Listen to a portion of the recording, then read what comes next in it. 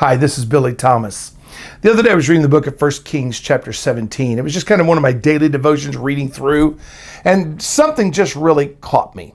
You know, it's a story, we've all read it, we've preached it about Ahab and Elijah and the drought that was forecasted and how God provided. I love the story because it's a story that tells us that the drought came, but God sent Elijah down by the brook and the ravens fed him. And then when that dried up because of the drought, he said, there's a widow that's going to feed you. And the widow, he met her and she was all discouraged, and something hit me. It just kind of stopped me there for just a second, because all of a sudden I said, boy, that's life. You know, everything's going along good, then we have a drought. Then we finally reach a point because of the drought, we just feel like we're going to die. We go down there to the creek and we think we're going to make our last thing and just give up. And the guy says, no, I want it. God, do you want everything? You know, it's kind of life. It's up and down. It's all around.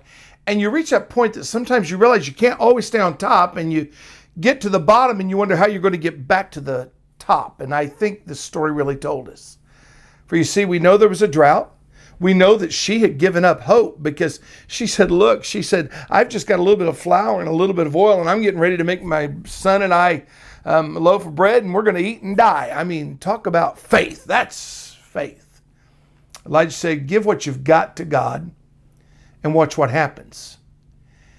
You know, this is what happens sometimes. We give what we've got to God and things go up, because the Bible tells us that she filled all the things with oil, and the flour and the oil lasted till the end of the drought. But then something happened, and the word tells us when it takes a shift that her son became sick and died. Think about it for just a minute. You thought you were over, your faith sailed, and then all of a sudden you're like, God, where are you? Where are you? And I think I caught it, because all of a sudden in that she went to Elijah and said, look, you know, you did this great miracle and we saw God perform this, but now that mattered the most, I've lost. And when she said that, Elijah took the boy and he went and he did something that I think sometimes we fail to do, because we spend more time looking at our loss than going to God saying, look, we've made a loss here, but get ready for my line. Get ready for my line. You made a promise. You see, here's the deal. God made a promise that he would meet us at our point of need. He made a promise that he would take care of us. He made a promise he'd provide for us. He made a promise that he would do what we needed him to do. He will heal our bodies. He will save us. He will bring us into lands of plenty. He will pour out his spirit upon us.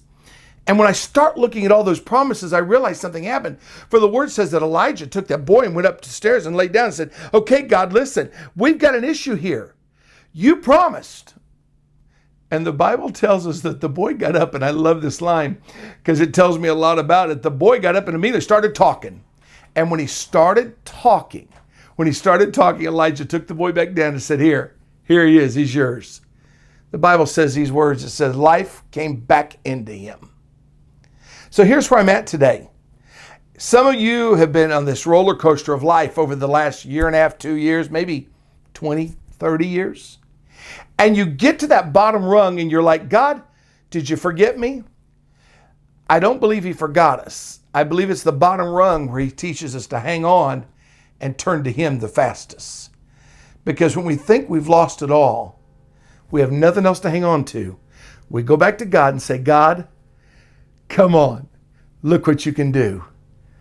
I listened to this in my own heart the other day, and I went back and I looked how God had done it every time. Every time I thought, I'm out. God says, you're not out. You still got me. Hang on. Every time I thought we were finished, God said, nah, you're not finished. You still got me. So here's my message to you today.